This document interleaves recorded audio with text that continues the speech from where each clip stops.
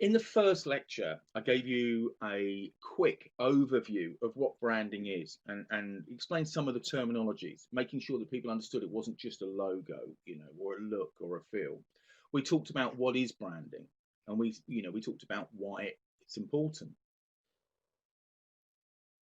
Now, in this one, we want to move it on a little bit further. What we actually want to turn around and say is, why should it matter to you? Especially if you're somebody with a small company, or you're thinking of starting up a new brand yourself or a new venture, what should be the things that you should be thinking about? So let's just recap to start with. It's just a quick recap. You can always watch the previous lecture, but just a quick recap on branding. Brand value is a set of guiding principles that dictate the brand. It's the message that you're trying to get out there, the look, and the personality. And this is really interesting, especially when you think about for a business that is just one person. Then all of a sudden the message becomes even more important. It's really personal. The look becomes more important. It is again personal about you, and that personality, well, it becomes your personality, isn't it? So all of these things, even though we actually talk about very large companies with this, they actually come right down to individuals. And we say there's 4 steps for finding your brand value proposition. In other words, what is it, that brand value? What is it? How do we actually find it? Well, the first thing we do is number 1, discover what matters. Have a good look at yourself. What you want to start something up, or you have a venture already working. What is really important about that? What made you want to start it? What do you stand for? What do you want to try and get out there to people? And so it's really about looking in at yourself, what we call critical self-reflection. Next, know your customers and your competitors.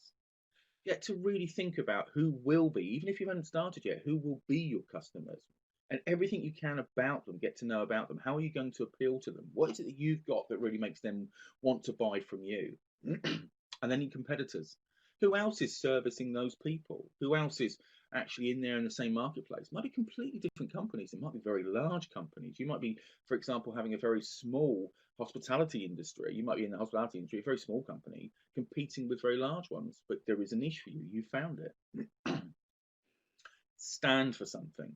Always make sure that your brand stands for something, that people recognize what you stand for, that the minute they think about their brand, they think, well, actually, I'm always going to get this there, or they're always going to be like this. One of the things we say with this, we use sometimes McDonald's as an example. You can go all over the world, but when you go into McDonald's, you know what you're going to get. Whether you like it or not, you do know what you're going to get. It's always going to be the same. And that brings me to the last one. Stay consistent. Whatever you do, branding should be about being consistent. What is it that is important to you? Fine, is important, but then get it across so it never changes. Always be consistent. And remember, being the best at what you do is never enough to ensure success. One of my favourite stories is I read about Ray Kroc. He was the guy who bought a franchise for McDonald's, and the McDonald brothers had been running McDonald's for a while. And Ray Kroc writes very clearly about the fact is the minute he went in and he tasted the chips, I think it was he was talking about, they just blew him away. He knew that everything they were doing, and he realised was better than anyone else. But it didn't mean that they were really successful. Ray Kroc is the person that then franchised it, went worldwide with it, created that brand that we all know. So being the best at what you do is never actually enough. Branding, especially when we're talking about personal branding, it's a performance. Whether you like it or not, it is always a performance. And I'll try and prove this to you by telling you a little bit about Aristotle and Asses. I don't know if you know him, but he was an incredibly wealthy and incredibly successful businessman. And a few years ago, he'd retired, and he was being interviewed along with a lot of other entrepreneurs. And this person from the Times, who wrote a book about this, he actually interviewed all of these very successful people and said, if you wanted to start all over again, if you had one really important message, what would it be to get across to someone who's starting in business? And all of these really successful people had some really great ideas, entrepreneurial, about business plans, about what you should do and think about this. Analysis was very simple. He said, whatever you do, look like you're successful. His answer was, even if you can't afford to have anything other than one drink, go to the best place in town. Wear the best suit. If you only have one suit, wear that suit all the time. He was always about whatever you do, if you look successful, people will do business with you. And he was probably one of the first times I'd ever really got into that personal branding. It was quite interesting what he had to say. And it's true. People don't always buy a brand because of the brand, what they think. They buy it because of a person. Richard Branson is an incredibly successful business person, and his brand is used across an amazing amount of things, everything from Coca-Cola to airlines to the music industry. But I'd argue that an awful lot of what people buy into is him. They're buying into that person and how that person is coming across. That's what's important to them. And so that allows him to use his brand wealth, the wealth that his brand has, to try on numerous adventures. Like I say, Coca-Cola, a drink, actually competing with incredibly competitive marketplace and competing successfully. Banking, all manner of things that he's done because people are buying into him. They're buying into his brand. It's another one though. It's interesting actually because being really, really successful is great. Take Tesla, make absolutely fantastic vehicles. There's some fantastic projects they're working on, etc. But in many cases, it still comes back to this personal brand. And Elon Musk is, we know is the person that's at that figurehead. And some of the things he's said over he's not had always the best press, and that definitely has affected the brand. People see it, and often they can't see past the person to realize that maybe the product is by far the best product out there. I'm not saying it is, but this is the thing that people just don't see. It's that important with a brand.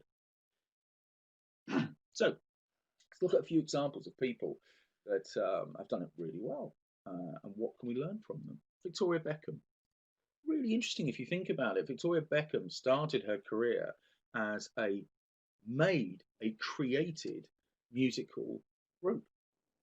Here she is in the early days with Spice Girls. It was created by a management company. So the brand is literally being discovered right from day one.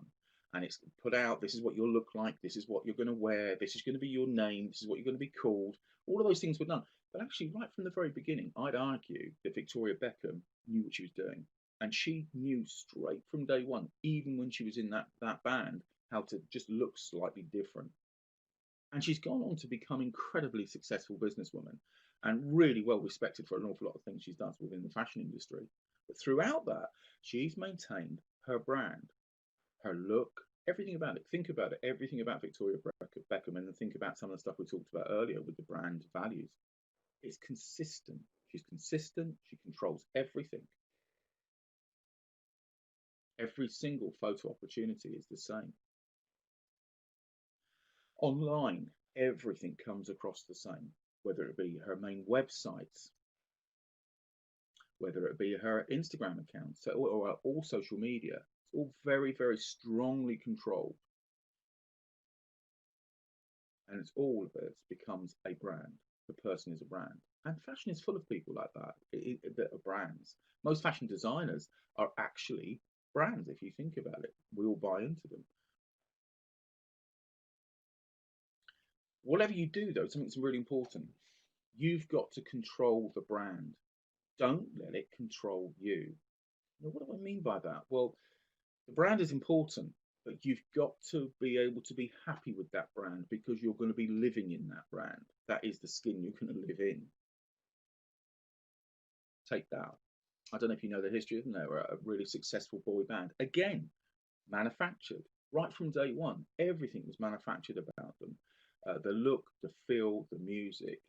And I'd argue that one particular band member couldn't take that. He could only do it for so long.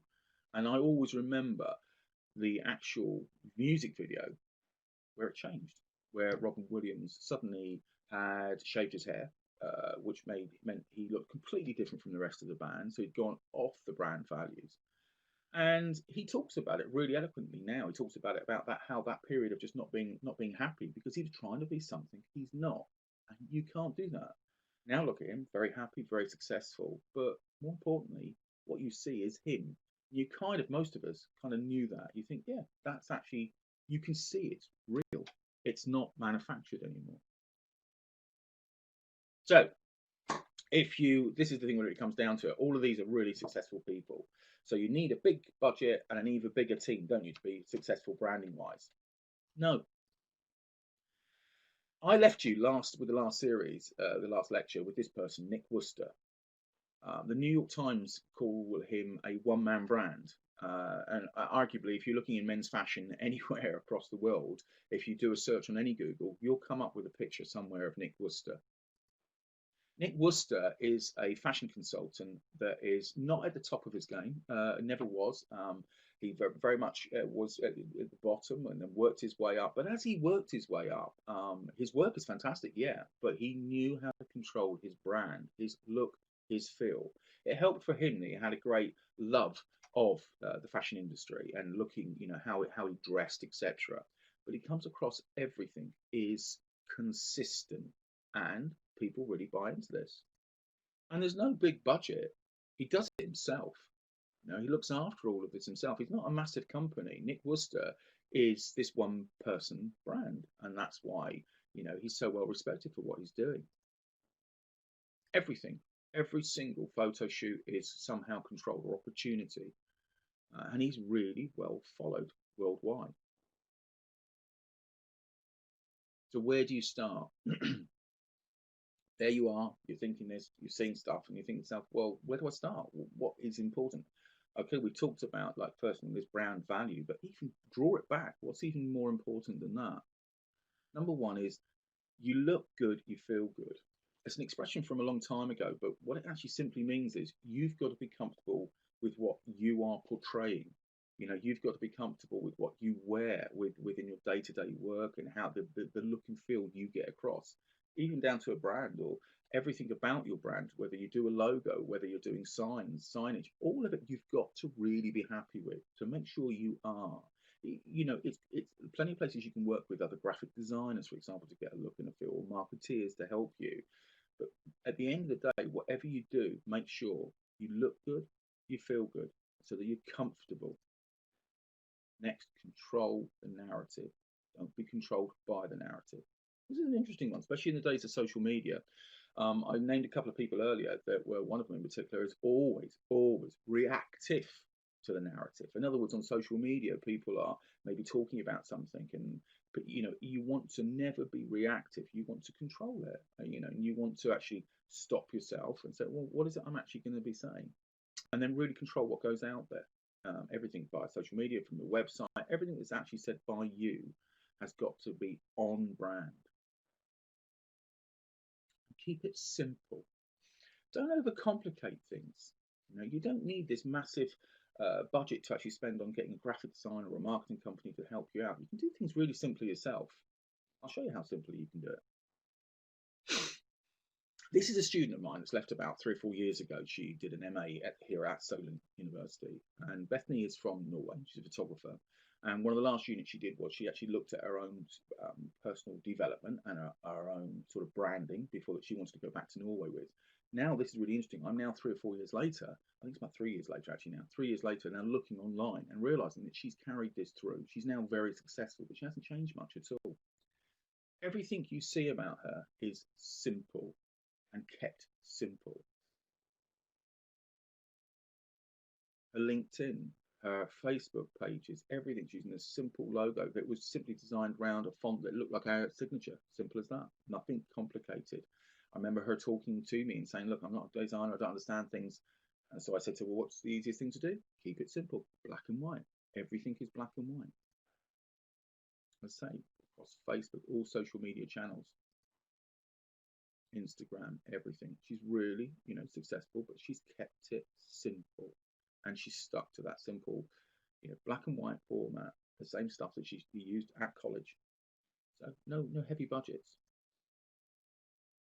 Just get her work out there and understood for what she is. And I'd argue that people understand exactly what she stands for. So it's only a quick snapshot, and I'm more than happy to answer some questions afterwards.